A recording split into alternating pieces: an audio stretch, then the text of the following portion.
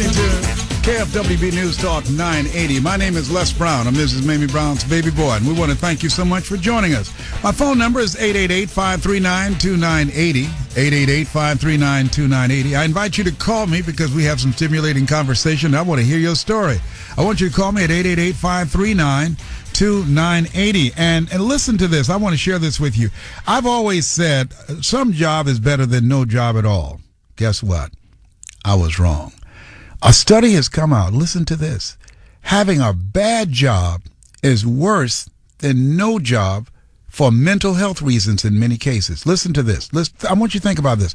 A new study shows that having no job may make you happier than having a job that is demanding, unstable, and thankless.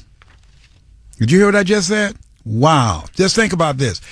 A study shows, and I agree with this 100%, that a study shows that having no job may make you happier than having a job that is demanding, unstable, and thankless.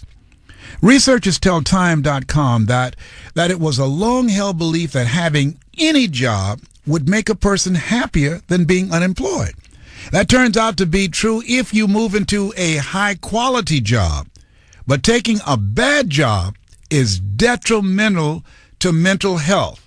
Now, I worked on bad jobs for a long time. This is why I need some help right now. It's why I got problems. You can tell I got problems, okay? Listen, and some of y'all joining me right now. Listen. Australian National University researchers found that poor quality jobs, those with high demands, low control over decision-making, high job insecurity, and effort rewarding imbalance had more adverse effect on mental health than unemployment.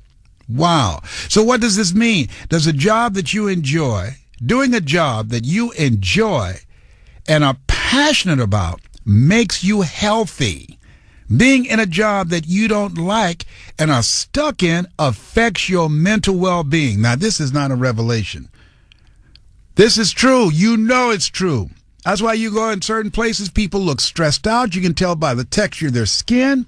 They're morbidly obese. You can tell. I remember I blew up to like over 260 pounds. I hated my job, and they hated me. You got to go where you're celebrated and not where you are tolerated. And it was a very hostile relationship. And I went there because I said, I got to get a paycheck. I've got to pay the bills. I got children to take care of. I've got a mortgage note. I got a car note. And during that time, they didn't have GPS, so I can hide my car at my cousin's house, and they couldn't find it because they didn't know where to go look. You can't do that today. See, back in the day, those were the good old days. Today, they're cheating. They need to outlaw. You legislative, you listen to the show, you want to do something, outlaw GPS. They should not be allowed to use GPS to find my car just because I missed some car payments. Come on. Just use it to give people directions. Let people use it for their own personal benefit to go places when they get lost and they want to save time. But to use a GPS, I think it should be against the law to use a GPS to find a car because somebody's behind on their car payments. What are you doing? That's for law enforcement. You're overstepping your responsibilities on that. Whatever financial institution you are. Well, that's my little bit. Thank you very much. That's my 2 cents. I'm going to talk to my cousin Jerry Brown about that. All right? Okay. Oh, y'all see, I got problems. Please help me. Okay. So here's what I want you to do. I want you to call me. So what I want to know is, what kind of job are you stuck in and why? And what's keeping you back from moving forward with what it is you want to do, the job that you want to go after? Because I used to come into work and look at them, and one day the guy that I was working for, Les Brown, I looked at him and I'm saying to myself, you about to make me lose my mind up in here up in here. I know he didn't yell at me before everybody. I know this. He is ready to go see his maker up in here. I couldn't believe him. I said, what happened? He must be mad at his wife or something. It's about to be, I'm about to get it on up in here.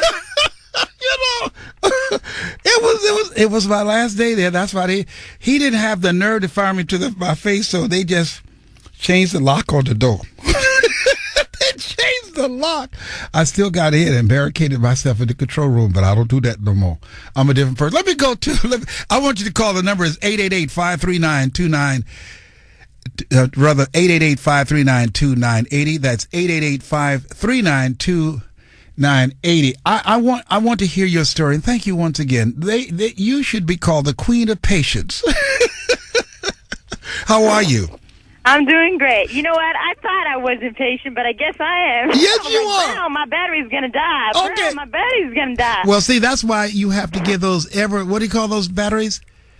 Those rechargeable or something like that? No, there's another. It's a name for it. It's Ever Ready battery. Ever Ready and Overdrive. I'll write that down. Yeah, Ever Ready and right. Live Forever. Yeah, the Energizer Buddy. Okay, so now, okay, yeah. So all right, fantastic. So you wanted to pursue your dream of acting and doing what else?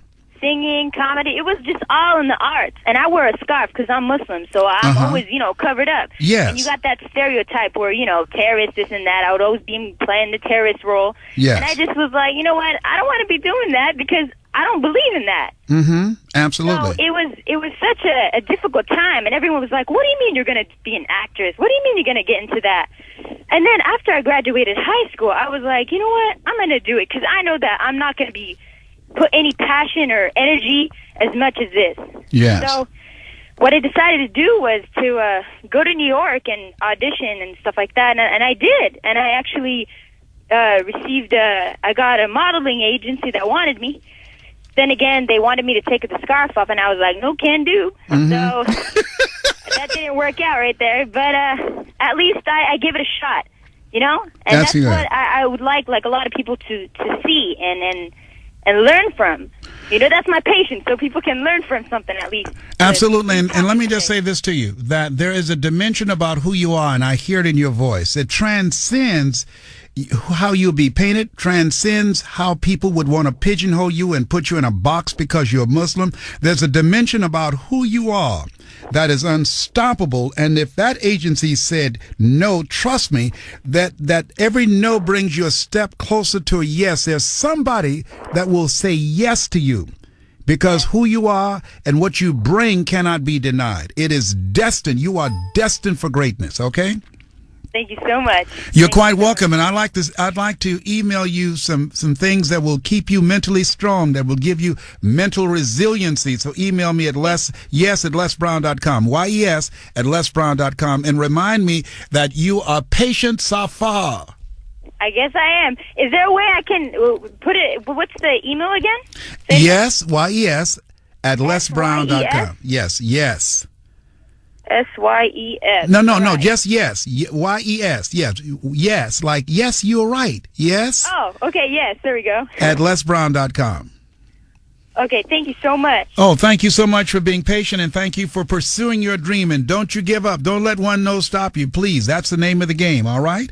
All right, and what is so it's YES at what.com? LesBrown.com. Les Brown. All right. Okay, thank you. Thank you so much. I appreciate you. Thank you so much. It's just a joy to hear you.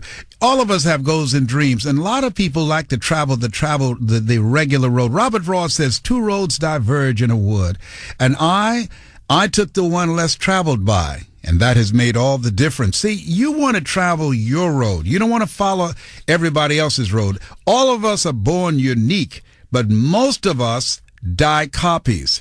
Billy Wilder said, trust your instinct.